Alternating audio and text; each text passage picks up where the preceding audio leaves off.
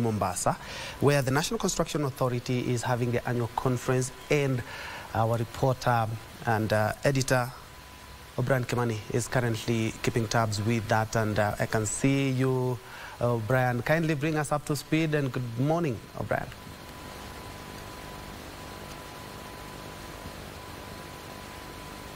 And Troy, Joe, back there in Broadcasting House. And I like the conversation that you're having in the studio around, upscaling technical and vocational training here in Kenya, because this is something that we really need to be talking about, and it is high time that we put more effort in, of course, capacitating and upscaling our TVET institutions. We also here at the coast, having conversation around how to drive the growth of construction industry here in Kenya, bearing in mind that it's a critical catalyst of economic growth. And yesterday, we were just playing around with the numbers here, and we discovered that this sector, the total value of this industry is about 2.6 trillion Kenya shillings, contributing about 9% to Kenya's GDP. And so, when all factors have been put on the table, it is a critical industry that cannot just be left to the dogs. It's an industry that we need to take good care of, and that's why for the last 2 days we've been here at the coast having great conversations and great ideas on how to drive the growth of the construction industry here in Kenya, and of course how to integrate disaster preparedness and management in our day-to-day efforts to grow this industry. And today we have had a presentation by the National Disaster Management Unit, which is led by Dr. Duncan Ochieng. He's an inspector of police, deputy, and he's joining me so that he can give us more update and some more insight about the presentation he was making. And also, Engineers Board of Kenya, they're also part of this conversation, and Engineer Okere Makoha is also a director with EBK. He is going to join me, and actually he has joined me so that we can have a wholesome conversation. And I want to start with Dr. Duncan Ochieng. Tell us more about the Disaster Management Unit. Where does it come in the construction value chain? Thank you very much for that.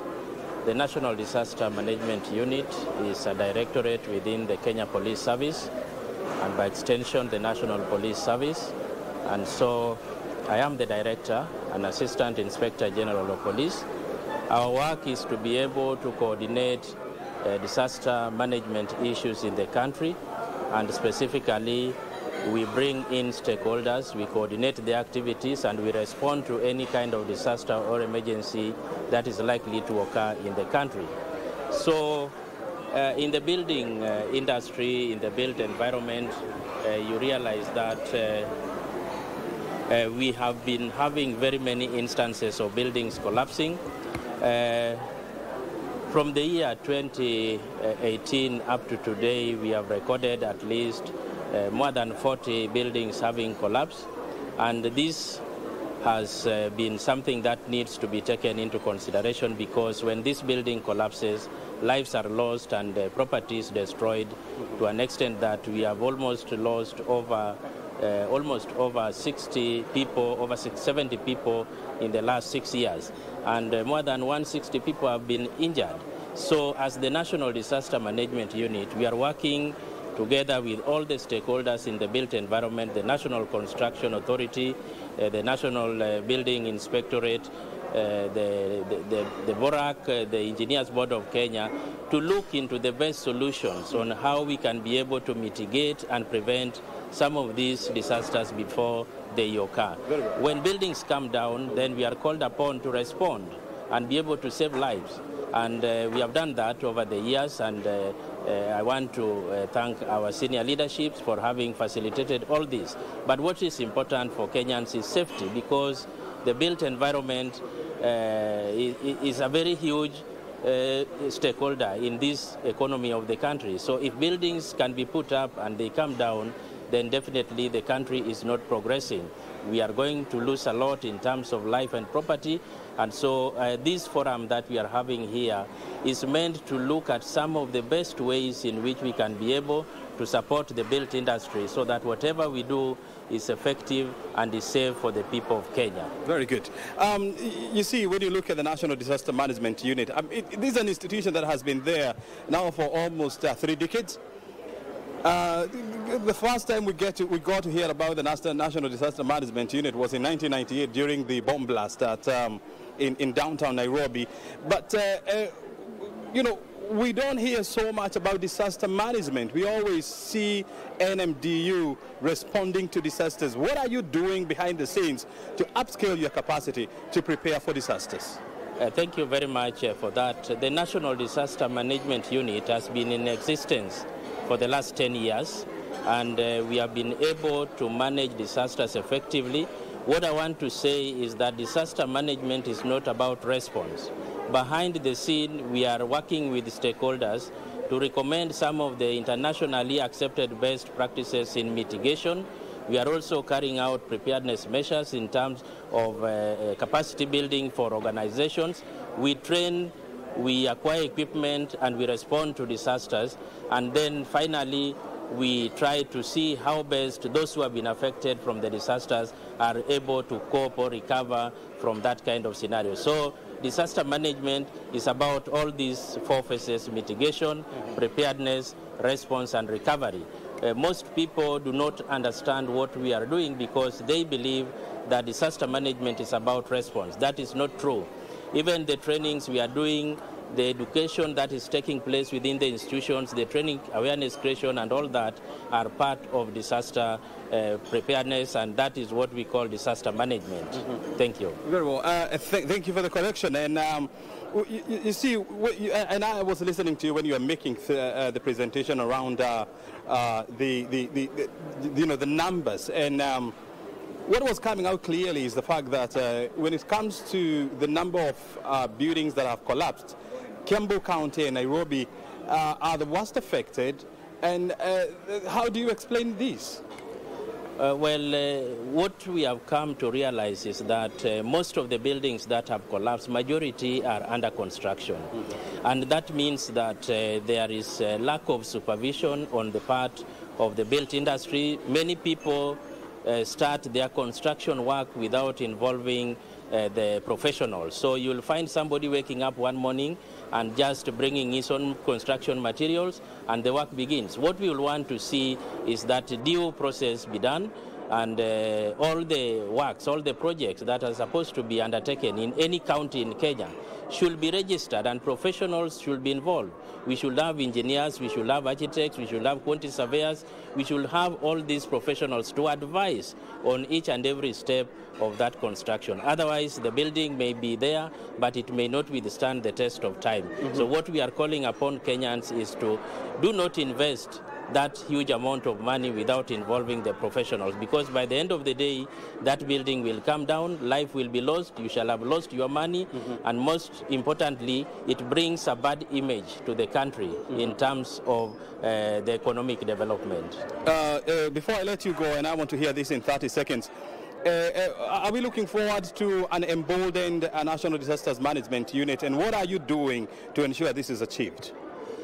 The National Disaster Management Unit has got various strategies that involves capacity building for all ministries, departments, and agencies, including other stakeholders. We train people on disaster risk management, disaster risk reduction, and all other aspects of disaster management. And also, we are acquiring equipment that will be able to help us just in case things do not work according to our way. We are supposed to respond and save as many lives as possible. So the processes of acquiring the most needed equipment within the National Disaster Management Unit has already been initiated, and we believe that going forward we are going to be fully equipped and we are going to be fully functional for the purposes of ensuring that we respond to issues of building collapse, any kind of urban search and rescue, including CBRN, which is becoming a very key issue as far as safety and security of our country is concerned. Very good. Thank you. Thank you very much, Dr. Duncan, for joining us here. And of course, we'll be engaging with you going forward to see how best we can situate disaster management and preparedness in this country. Thank you. Asante sana. Well, those are some of the issues being discussed here. I want to bring on board Engineer Okere Makoha. He's Director of Compliance at the Engineers Board of Kenya, which is in charge of regulating the practice of engineering, which is also very critical in the construction industry. Thank you very much indeed, Engineer, for your time. I want to hear from you. As an institution, what are you doing to ensure that the professionals in the field of engineering are qualified and certified?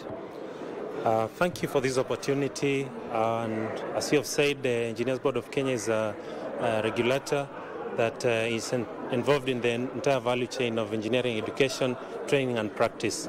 And so what we do is we register engineers, and we regulate the entire engineering profession.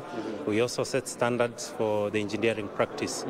So to answer your question, the board has put various strategies to ensure that we have competent engineers. One, the board strategic intent is to have 10,000 engineers in the next 5 years. How many do we have now? Right now we have 2,900 professional engineers, and then we have 565 consulting engineers, so a total of 3,500 registered engineers. So you plan to have 6,500 more?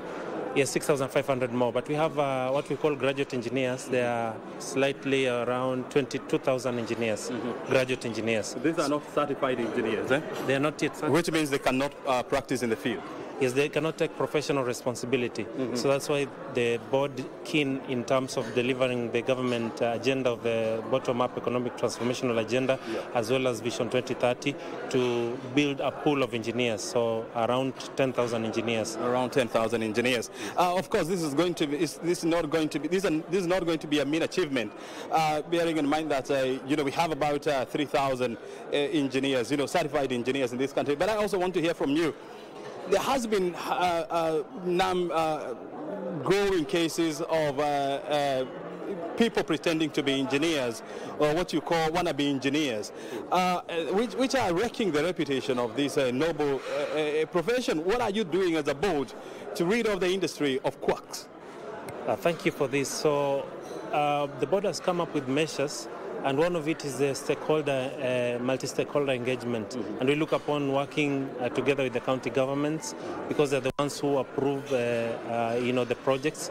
So it's to work along with them to ensure that the persons who are submitting drawings are the ones who have been registered with the board. For instance, now when at the point of submission of the engineering drawings, the drawings have to be certified by engineers who are actually been issued with stamps issued by the board. Another thing is we conduct inspections, we do surveillance for quality assurance, because the persons who are not qualified, when they offer these professional engineering services, it is at the detriment of the country.